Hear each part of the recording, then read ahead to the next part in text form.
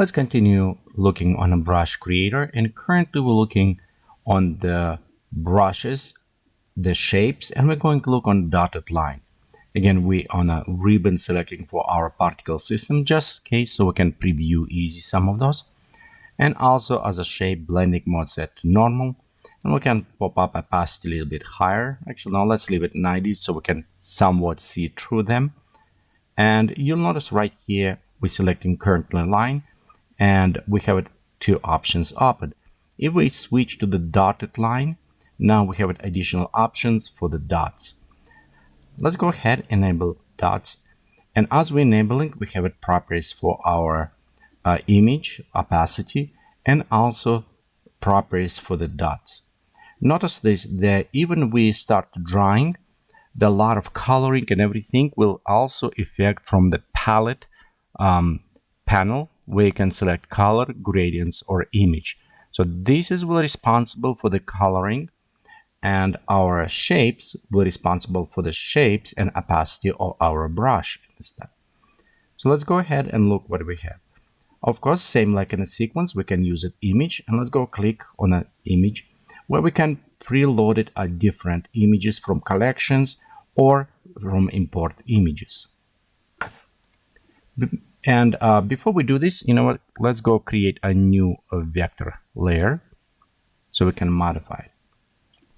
One thing that's similar to the sequence when we look, with exception, you notice on the bottom we have it plus, minus, and go through. So on this case, we actually can create a set of different dots. Let's go look what we have. So we'll go select first is a dot, and to create second one, we'll just click a plus, and now we have a 2 of 2.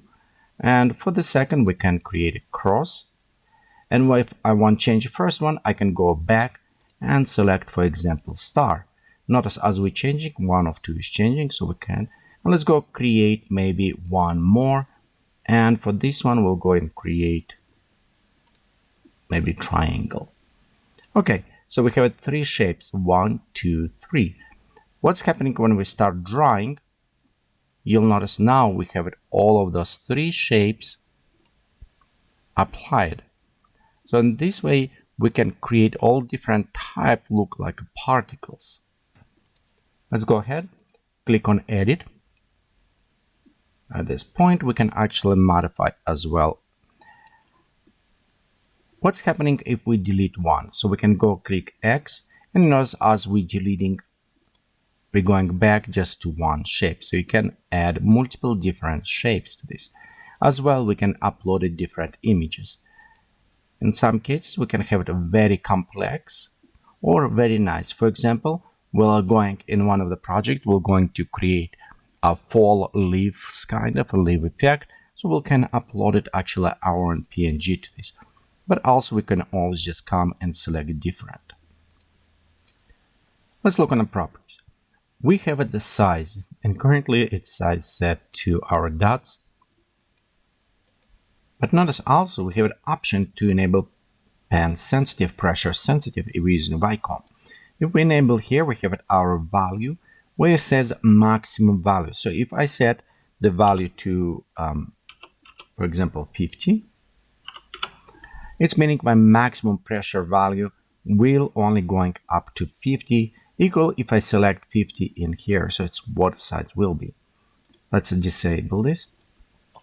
But you always can set any size of this.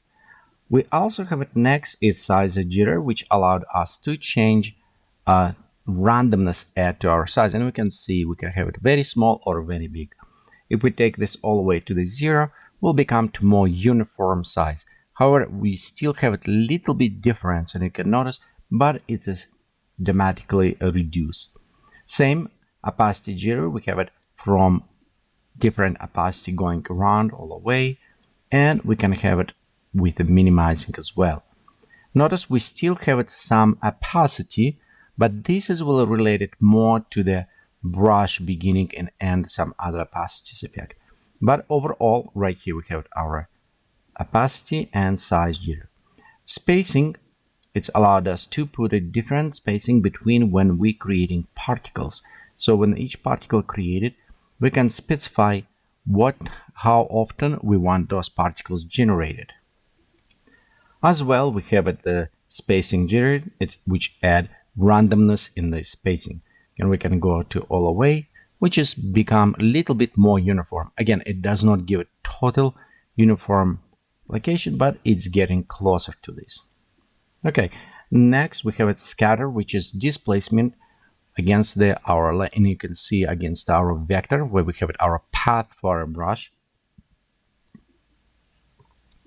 And if we bring this to the 0, it will have it attract more to the path and stay closer to this. So our space jittering.